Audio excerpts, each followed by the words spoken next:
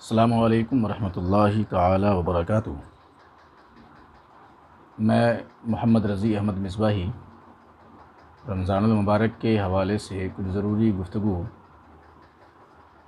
करना चाहता हूँ और रमज़ान का जो अहम पैगाम है, जो मैसेज है, वो आपके सामने रखने की कोशिश कर रहा हूँ ताकि रमज़ान की जो फ़जीलत, जो बरकत, जो अहमियत है वो हमारे दिलों में जागोज़ी हो। रमज़ान मुबारक के ताल्लुक़ से अल्लाह तबारक व तआला ने कुरान पाक में इरशाद फरमाया, या अय्युहल्लज़ीना आमनू कुतिबा अलैकुमुस्सियाम कमा कुतिबा अलल्लज़ीना मिन क़ब्लिकुम लअल्लकुम तत्तक़ून। इसका तर्जुमा है, ए ईश्वर को एक मानने वालों, उपवास करना तुम्हारे लिए ज़रूरी है जैसा कि तुमसे पहले वालों के लिए ज़रूरी था, ताकि तुम अच्छे इंसान बन जाओ, अच्छे मानव बन जाओ। रोज़ा के ताल्लुक़ से अल्लाह तबारक व तआला ने या ईश्वर ने या परमात्मा ने हमें जो आदेश दिया है वो क्यों दिया है और क्यों उपवास ज़रूरी है और क्यों उपवास कह लें, रोज़ा कह लें या फास्टिंग कह लें, क्यों इंसान के लिए ज़रूरी है, मानवता के लिए क्यों ज़रूरी है, इसके हवाले से चंद ज़रूरी चीज़ें जो इंशाअल्लाह रहमान हम अभी की थोड़ी सी गुफ्तगू में सुनेंगे। रोज़ा का कॉन्सेप्ट हर धर्म में है। ज़बान और कल्चर अलग अलग होने की वजह से उसके अलग अलग नाम हैं। किसी धर्म में इसको उपवास कहा जाता है, किसी धर्म में इसे फास्टिंग कहा जाता है और किसी धर्म में इसे रोज़ा कहा जाता है। ज़बान चूँकि अलग है, कल्चर अलग है, तहज़ीब अलग है, तमद्दुन अलग है, इसलिए इसके अलग अलग नाम हुए और अलग अलग नाम पड़े और अलग अलग तरीक़े से इसे सेलिब्रेट किया जाता है, मनाया जाता है। आज की मादी दुनिया में यानी मटेरियल वर्ल्ड में जो हम जी रहे हैं, तो इंसान हर चीज़ को मादी तकाज़े के तहत देखने की कोशिश करता है कि हम जो कुछ कर रहे हैं इसका दुनियावी फ़ायदा क्या है, या मेडिकल के हिसाब से हमारे जिस्म को क्या बेनिफिट मिलने वाला है, क्या फ़ायदा मिलने वाला है। तो रोज़ा के तिब्बी और समाजी फ़वाइद के ताल्लुक़ से थोड़ी सी गुफ्तगू सुनें। आजकल यूरोप और अमेरिका के बहुत से माहिर डॉक्टर रोज़ा के ज़रिया मरीज़ों का इलाज करते हैं। यानी उनका मानना यह है कि जैसे ब्लड प्रेशर है, कोलेस्ट्रॉल है, हार्ट का मसला है, इसी तरीके से शुगर का मसला है, तो बहुत से माहिर डॉक्टर और एक्सपर्ट डॉक्टर को हमने देखा है कि वो रोज़ा और फास्टिंग के ज़रिए पेशेंट का इलाज कर रहे हैं और वो कामयाब भी हैं, सक्सेस हैं और क्या कहते हैं कि बहुत हद तक बड़ा अच्छा रिज़ल्ट वो हासिल कर रहे हैं।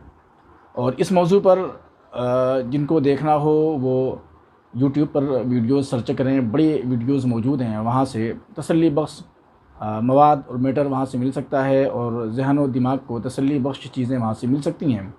इस वक्त ये मेरा मौजू नहीं है, इसलिए इस पर हम गुफ्तगू नहीं करेंगे। अभी सरे दस्त मतलब फ़िलवक्त हम ये देखेंगे कि जो फास्टिंग है, रोज़ा है या उपवास है, इसका समाजी एतबार से क्या फ़ायदा है, क्या बेनिफिट है, समाज को क्या फ़ायदा मिलता है इससे, तो हम इस पर गुफ्तगू कर रहे हैं। तो हम ये देखते हैं कि दरअसल इंसान 12 महीनों में, साल के जो 12 महीने होते हैं, 12 महीनों में इंसान 11 महीने अपनी तबीयत से ज़िंदगी जीता है, अपनी मर्ज़ी के मुताबिक जिस तरीके से चाह रहा है वो ज़िंदगी जी रहा है। उसे कोई रोकने वाला नहीं, कोई टोकने वाला नहीं, अपनी मर्ज़ी के मुताबिक जब चाहेगा खाएगा, जब चाहेगा पिएगा, कोई मर्ज़ी नहीं। दोपहर का खाना अगर चाहे तो 4 बजे खाए और अगर सुबह का नाश्ता चाहे तो फजर के बाद ही कर ले, यानी सूरज जब निकल रहा है उसी टाइम में सुबह का नाश्ता कर ले, ब्रेकफास्ट कर ले, या दिन में 10 मरतबा नहीं, 20 मरतबा नहीं, 50 मरतबा पानी पीना चाहे वो पी सकता है। लेकिन जैसे ही उपवास शुरू होता है, रमज़ान शुरू होता है, रोज़ा कह लें या फास्टिंग कह लें, ये शुरू होता है, तो वही इंसान जो अपनी मर्ज़ी से जब चाह रहा था खा रहा था, अब वो अपनी मर्ज़ी से खा नहीं रहा है।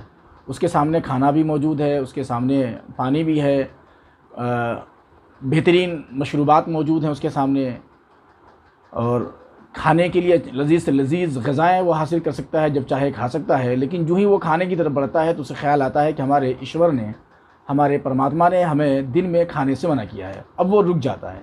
अब यहाँ वो अपनी मर्ज़ी का पाबंद नहीं है, अब वो अपने ईश्वर की मर्ज़ी के मुताबिक, अपने ईश्वर के आदेश के मुताबिक अपनी ज़िंदगी गुजार रहा है और ईश्वर के आदेश का वो पालन कर रहा है।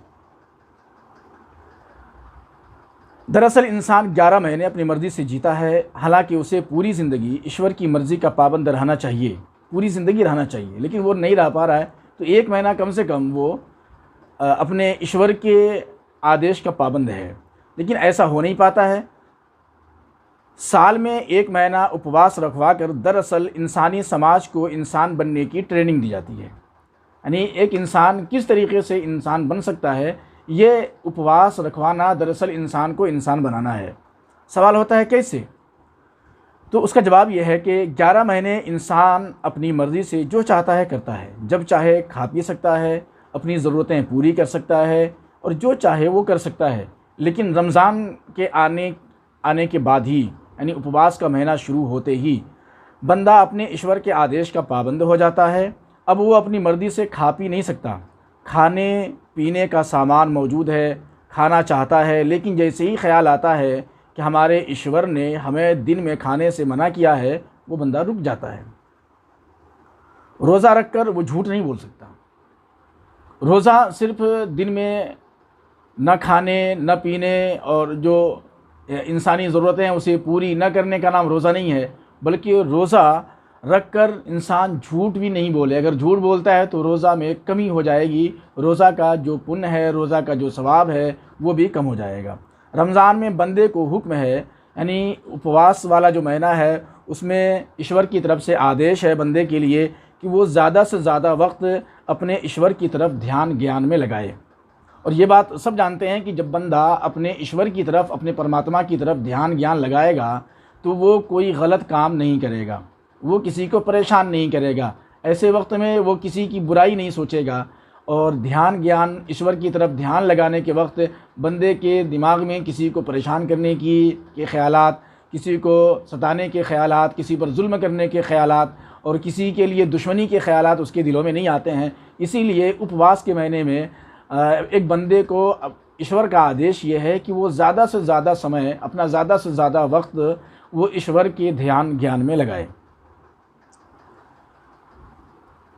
ज़्यादा से ज़्यादा पूजा पाठ करे, अपनी आँख को भी गलत देखने से रोके, यानी आँख पर भी कंट्रोल रखे कि आँख इधर उधर भागे नहीं, कोई गलत चीज़ न देखे, ठीक है, किसी गलत चीज़ पर इंसान की नज़र न पड़े, इसका भी ख्याल रखना है। अपनी ज़बान को गलत बोलने से रोके, झूठ बोलने से रोके, अपने कान को गलत बात, गंदी बात सुनने पर न लगाए। कोई अगर गलत बोल रहा है, कहीं पर झूठ बोल रहा है, किसी की चुगली कर रहा है, किसी की ग़ीबत कर रहा है, तो इंसान वहाँ भी न रहे। अपने कान को इन तमाम चीज़ों से रोके, अपना दिल साफ़ सुथरा रखे। किसी के लिए भी मतलब ईश्वर, ये सारी दुनिया ईश्वर का संतान है। उस एक ईश्वर के संतान से कोई भी है, उसके लिए दिल में कोई कुदरत न हो, कोई नफ़रत न हो, कोई बुग़्ज़ न हो, ठीक है। दिल बिल्कुल साफ़ सुथरा रखे, बड़ों की इज़्ज़त करे, छोटों के साथ प्यार और मोहब्बत से पेश आए, गरीब, मोहताज और ज़रूरतमंद की खूब मदद करे, भूखों को खाना खिलाए। अब आप सोचें कि अगर उपवास रख कर के एक बंदा 1 महीने अगर इस तरीक़े से काम करे और पूरा समाज इसी तरीक़े से काम करने लगे कि ज़रूरतमंद की ज़रूरत पूरी करे, किसी को परेशान न करे, किसी की ग़ीबत न करे, किसी की चुगली न करे और किसी के बारे में गलत ख्याल, गलत तसव्वुर, गलत कॉन्सेप्ट किसी के बारे में अपने दिमाग में, अपने दिल में न लाए, अगर पूरा समाज इस तरीक़े पर अमल करने लगे तो ये यकीनन आप सोच सकते हैं कि फिर ये ज़मीन हमारी जन्नत बन जाएगी। इस ज़मीन पर इंसान से बेहतर कोई मखलूक नहीं होगी।